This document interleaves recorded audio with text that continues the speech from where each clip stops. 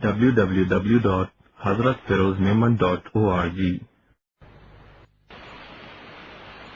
پہلے بھی عرض کیا تھا کہ 15 گھنٹے جو چیزیں اللہ تعالیٰ کی طرف سے حلال ہیں، حلال پیسوں سے، تو اس سے اللہ تعالیٰ کی مہربانی، اللہ تعالیٰ کی مدد سے روزے دار رک جاتے ہیں۔ اور کل بھی عرض کیا تھا کہ روزے دار کو اللہ عرش کے سائے میں مہمانی کرائیں گے اللہ تعالیٰ۔ تو یہ 15 گھنٹے آپ دیکھیں، عام دنوں میں 2-3 گھنٹے پانی نہ پئیں، گرمی بھی نہ ہو زیادہ، لیکن چائے نہ ملے، ناشتہ نہ ملے تو کیا حالت ہوتی ہے، ابل پڑتا ہے آدمی۔ اور 15 گھنٹے اللہ تعالیٰ کی توفیق ہے، کون کھلاتا ہے کون پلاتا ہے۔ اس میں ایک بات اور ضروری کرنی تھی، سگریٹ یا کوئی بھی نشہ یہ چھوڑنا آسان ہے۔ بہت بڑی تعداد میں نوجوان نشے کی وجہ سے یا شوقیہ روزہ نہیں رکھتے، وہ پھر انہوں نے توبہ کر لی، کئی بیان گئے، کوئی رائیونڈ چلے گیا، کوئی بھی مدرسہ کے حالات دیکھ کر توبہ کی، اللہ کو تعالیٰ نے توفیق دی، تو اس نے پھر وہ روزے بعد میں رکھ لیے، تو اس کو گناہ اس پر ختم ہو جائے گا، روزے نہ رکھنے کا گناہ ختم ہو جائے گا۔ لیکن اگر ساری زندگی ایک روزے کے بجائے ساری زندگی روزہ رکھے تو رمضان کے روزے کا ثواب اسے نہیں ملے گا، قضا ادا ہو جائے گی۔ شرعی عذر میں تو ڈبل ثواب ملتا ہے، جس کا شرعی عذر نہیں، آپ حیران ہوں گے۔ میں صرف اشارہ کرتا ہوں، باقی سب آپ خود سمجھ جائیں گے۔ مزدور، چھابڑی والے، کیسی کیسی گرمی میں دبئی میں، میں نے اپنے آنکھوں سے، میں ڈر کے مارے 8:30 کہہ رہا ہوں صبح کے، ڈر کے مارے، یہ غلط نہ بات ہو جائے، حالانکہ 8 سے پہلے کی بات ہے، لیکن میں ڈر کے مارے 8:30 کی بات کر رہا ہوں۔ تو ایسا لگتا تھا کہ مزدوروں پر کسی نے پانی انڈیل دیا ہو بالٹی والا، اور روزے سے اتنی بڑی بلڈنگ پر کام کر رہے ہیں روزے سے، بہت بڑی اللہ تعالیٰ کی نعمت ہے۔ کچھ لوگ سگریٹ کے عادی، ان کے بغیر ان کو چین نہیں آتا۔ ہلکا سا دھیان، رہ کر بشر کو دنیا میں زیبا نہیں غفلت، موت کا دھیان بھی ہے کہ ہر آن رہے، جو بشر آتا ہے دنیا میں یہ کہتی ہے قضا، میں بھی پیچھے چلی آتی ہوں، ذرا دھیان رہے۔ یعنی بہت زیادہ دھیان کی ضرورت نہیں، ذرا دھیان رہے، ذرا دھیان تو زندگی صحیح سمجھ لے گی۔ ہم سگریٹ پر اب آ جائیں، نسوار یا کوئی بھی نشہ، اور بعض لوگ بس روزہ افطار ہوا جو موقع آیا سگریٹ پئیں گے، ٹھیک ہے۔ اب ذرا وہ یہ فیصلہ کریں کہ 15 گھنٹے کا روزہ سگریٹ نہیں پی، ٹھیک ہے، جتنی نمازیں ہیں اس میں سگریٹ نہیں پی، ٹھیک ہے، اس میں آپ فجر، ظہر اور عصر کا وقت نکال دیں، مغرب اور عشاء 1.5-2 گھنٹے سگریٹ نہیں پی۔ کھانا کھاتے ہوئے کیا کھانا کھائے گا سگریٹ کی کش مارے گا، تو کھانا کھانے کا اور سحری کا افطار کا وقت نکال دیں، پھر سونے کا وقت نکال دیں، باقی کتنی دیر لگی، ہمت کریں، عادت ختم ہو جائے گی۔ ٹھیک، میں بھول نہ جاؤں، جو وقت لگا رہے ہیں ان کے لیے جو بیت الخلاء وغیرہ ہیں، جو وقت لگا رہے ہیں ان کے لیے بیت الخلاء وغیرہ ہیں، اس میں سے سگریٹ کی بدبو آ رہی ہے، کوئی چھپ کر سگریٹ پی رہا ہے۔ باقی بات تو وہاں ہوگی غرفت السالکین میں صبح، بہرحال کوئی سگریٹ پی رہا ہے چھپ کر، بدبو آتی ہے۔ مجھے کپڑوں سے بدبو آ جاتی ہے، اگر سفر میں ہوں اور کوئی نیا ساتھی کہے کہ میری گاڑی میں بیٹھ جاؤں تو ان کا دل خوش کرنے کے لیے میں بیٹھ جاتا ہوں، لیکن میں 1 منٹ نہیں بیٹھ سکتا جس نے سگریٹ پی ہوئی ہو، میں معذرت کر کے میں معافی مانگ کر ہٹ جاتا ہوں، میں نہیں بیٹھ سکتا اس میں، کتنا ایئر فریشنر لگاؤ کچھ بھی نہیں۔ غلطی کس سے نہیں ہوتی، اس کا فرض ہے اپنی غلطی بتا کر اب معافی مانگ لیں، ورنہ میں کپڑوں کو سونگوں گا کل اور منہ کو بھی سونگوں گا، وہ بدبو آپ ختم نہیں کر سکتے، یہ پہلے بتا دیتا ہوں۔ جو سچ بولتا ہے نا اس کے لیے آسانی ہے، جو جھوٹ بولتا ہے وہ پکڑا جاتا ہے، پھر مشکل ہو جاتی ہے رہائش اس کی۔ اس لیے اس چیز کا خیال رہے کہ یہ جیسے ایک مثال ہے، نسوار ہے، سگریٹ ہے، سامنے والا جس نے یہ چیزیں استعمال نہیں کرتا اس کو ایسا لگتا ہے مجھے قے آ جائے گی، لیکن اس کو تو بدبو نہیں آتی، اپنے آپ کو عادی ہو گیا وہ نسوار کی بدبو، ایسا لگتا ہے ابھی قے آ جائے گی.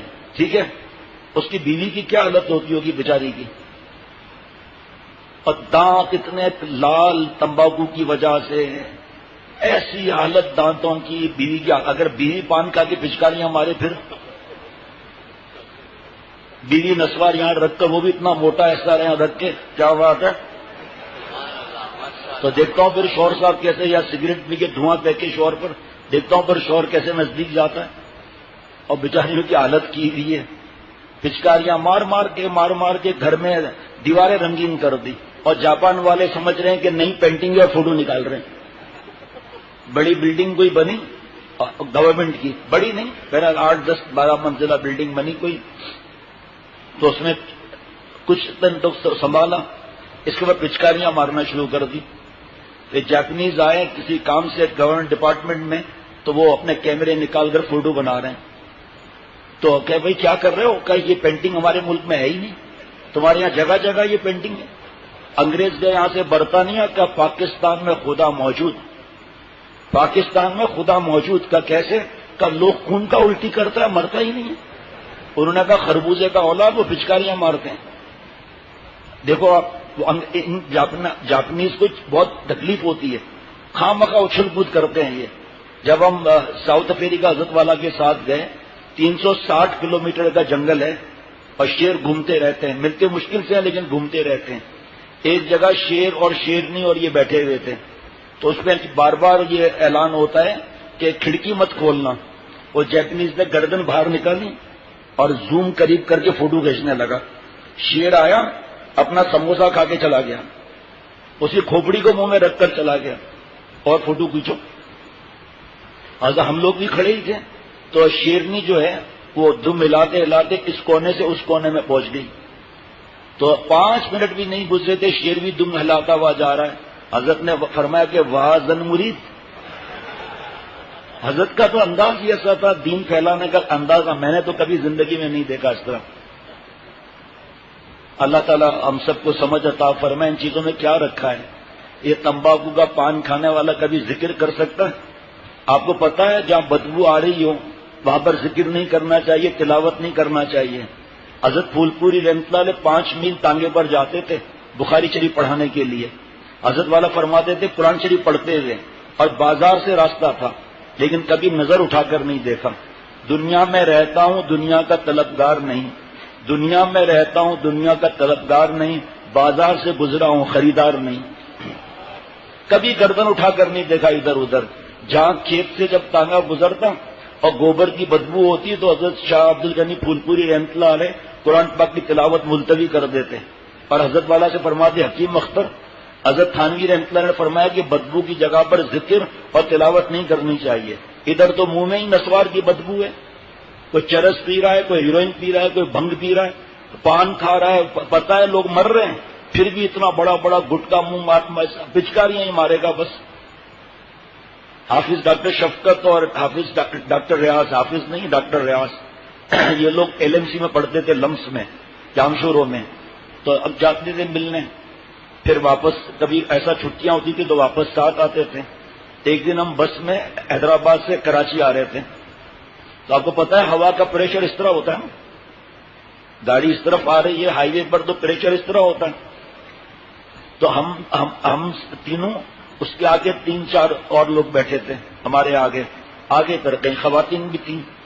تو یہ پان کھا رہے تھے اور فوش گالیاں، مذاق ہیں، لڑکیوں پر ہوٹنگ کرنا. اب آپ کو پتا ہے شریف آدمی تو کبھی کچھ نہیں کرے گا، خاموش رہے گا.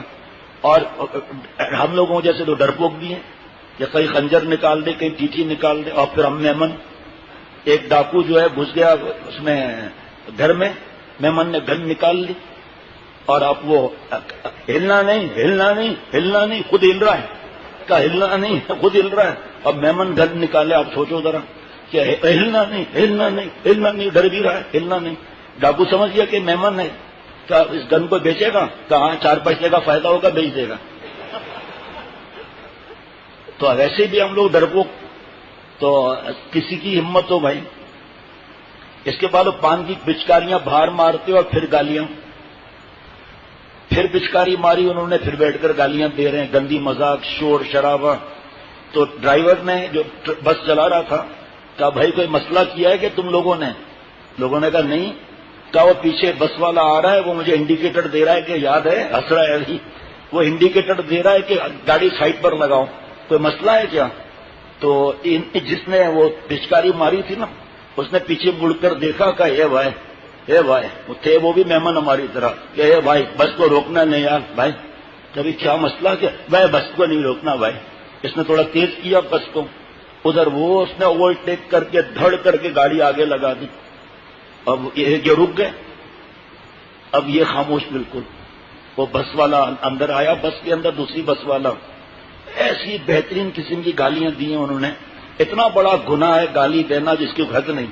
گالی کا بدلے گالی نہیں دینا چاہیے، خود کو لگے گی، یاد رکھنا. یہ حضرت ابو بکر صدیق رضی اللہ تعالیٰ عنہ کو کوئی آدمی ایسے سخت الفاظ کہہ رہا تھا، آپ صلی اللہ علیہ وسلم وہاں تشریف فرما. حضرت ابو بکر صدیق رضی اللہ تعالیٰ عنہ نے کچھ جواب دیا، آپ صلی اللہ علیہ وسلم وہاں سے ہٹنے لگے. حضرت ابو بکر صدیق رضی اللہ تعالیٰ عنہ بے چین ہو گئے، ایسا نہیں کرنا، اور عرض کیا نبی صلی اللہ علیہ وسلم آپ اس طرح تشریف لے جا رہے ہیں؟ فرمایا ابو بکر جب تم خاموش تھے نا، تمہاری بجائے فرشتے جواب دے رہے تھے. جب تم نے جواب دیا تو فرشتے ہٹ گئے تو میں بھی ہٹ گیا. ابھی جو بیان ہوا تھا اتوار کے دن دوپہر کے بعد، میں تو اپنے ساتھیوں سے کہوں گا اس کو ضرور سنیں آپ. لڑائی جھگڑے کے بارے میں بیان، اور پہلی ایک حدیث پاک پہلی دفعہ بیان ہوئی، اور اس کی تشریح میں پھر مضامین بیان ہوئے. وہ انشاءاللہ تعالی ہمیں بھی کام آئے گا، ہم بچیں گے، دوسرے اوروں کو دیں گے، ہو سکتا ہے جھگڑا ختم ہو جائے، سارا ثواب آپ کو مل جائے. وہ آ کر گالیاں دینے لگا کہ پان کی پچکاری کس نے پھینکی ہے اس کو میرے ساتھ کرو. اور جو ہماری بس جس میں ڈرائیور تھا کہ بھائی کیا ہوا، کیوں ناراض ہو رہے ہو؟ کہا اس نے بہت بڑی گالی دے کر کہا انہوں نے پان کی پچکاری ماری تو پریشر سے میری گاڑی کا جو ونڈ اسکرین ہے اس پر پوری پان کی پچکاری لگ گئی ہے، نکالو ہے کون یہ لوگ. اب وہ سیٹ کے پیچھے ایسے بیٹھ گئے، غلطی ہو گئی، مارتے انسان میں غلطی ہو جاتی ہے. کہا غلطی کا بچہ گریبان پکڑ کے چلو شیشہ صاف کرو. اب وہ جناب وہ بس وہی غلطی ہو گئی معاف کر دے. بس والے نے کہا چھوڑو بھائی، اب جو ہو گیا ہو گیا، کنڈکٹر کو کہو وہ صاف کر لے گا، اس کو چھوڑو جان. اور یہ منتیں کر رہے آپ کے بچے سلامت رہے، اللہ آپ کو حج نصیب کرے، جھگڑا بھائی ہو جاتا ہے. اس کے بعد کراچی تک یہ تینوں خاموش تھے، جیسے مرغا بھی پانی میں منہ ڈال دیتی ہے نا، اور باقی سب ہنس رہے ہیں، مذاق، اور پان کی پچکاریاں مارو، شاباش خوب کھاؤ پان. ایک آدمی جتنے پان کھاتا ہے نا، پان، گٹکا، کیا بولتے ہیں، بھیل پوری، اور جناب پتہ نہیں کیا کیا نام، وہ اس پر شکل بنی ہوئی ہے کسی آدمی کی، اور اس میں لکھا ہوا ہے کہ کھائے گا تو ایسا ہو جائے گا، بھی لوگ کھاتے ہیں. اور بھائی سونف وغیرہ کے ساتھ کچھ ملا کر کھاؤ، یہ عادتیں وغیرہ. بس اتنا سمجھ لو کہ یہ نسوار جو کھاتے ہیں، جو سگریٹ پیتے ہیں یا تمباکو وغیرہ کھاتے ہیں، ان کی بیوی اگر نسوار بھی اتنا بڑا لگا کر اور پھر بات کرے، اور ایسا منہ میں بدبو کا بھپکا ہے، اور سگریٹ پی کر شوہر کے منہ پر پھونک مار کے بات کرے تو کیا حالت ہوگی. اس لیے جس نے سگریٹ پی ہے وہ اس کی سگریٹ کی عادت چھڑانے کے لیے ہمارے پاس پرچہ ہے، بتا دے مجھے صبح تک. نہیں بتایا میں اس کے کپڑے خود چار کپڑوں میں پورا پرفیوم لگا دو، آپ مہنگا والا، ہاں 400 روپے کی قمیض 4000 کا پرفیوم لگا لو، انشاءاللہ اللہ کی رحمت پر بولتا ہوں مجھے پتا چل جائے گا. آپ اپنے منہ کو کتنا رگڑ دیں، میں جن کا مجھے پتا ہے نہیں پیتے اس کو نہیں، باقی جو ہے وہ پتا چل جائے گا سگریٹ پیے یا نہیں پیے. اس لیے صبح سے مراقبہ کر لو، استخارہ کر لو کہ بتانا ہے نہیں بتانا ہے، پھر دیکھنا. اور ٹنڈو باغو اور میرپور بٹورے سے لوگ آتے ہیں، وہاں میں نے دیکھ لیا تھا اتنا منہ کے اندر گٹکا بھرا ہوا. ٹنڈو باغو، میرپور بٹوروں اور بھی ہیں، ایسا تھوڑی ہے. اور نندو اور بنو وغیرہ کے لوگ یہاں زیادہ آتے ہیں. میں لانے والے سے میں کہتا ہوں اگر کسی نے گٹکا کھایا اور یہاں پچکاری ماری تو بتا دیتا ہوں صحیح نہیں ہوگا. اب وہ ان کو سمجھا کے آتے ہیں، مجھے کہتے ہیں سائنڈ اور ظلم تے نکرے بابا، انہیں پکی عادت تھی یا چھوڑو تو موقع دو، یا تھوڑا موقع دے، عادت پکی بغیر. وہ الحمدللہ یہ بس بھر کے آئی ہے پوری، کسی کو گٹکا کھانے نہیں دیا الحمدللہ. اور وہ ایک دو جو پرانے دو چار سائیں چھوڑو، میں نے کہا تھوڑا بھی نہیں، تھوڑا یا زیادہ کچھ بھی نہیں. ادھر سارے رنگ لگ جائیں گے، پھر جاپنیز آئے گا فوٹو کھینچنے کے لیے، کہ یہاں پر اینٹک تصویریں ہیں، اس لیے وہ ہمارے کہاں فوٹو کی اجازت دیں گے؟ یہاں فوٹوگرافی تو حرام ہے بھائی۔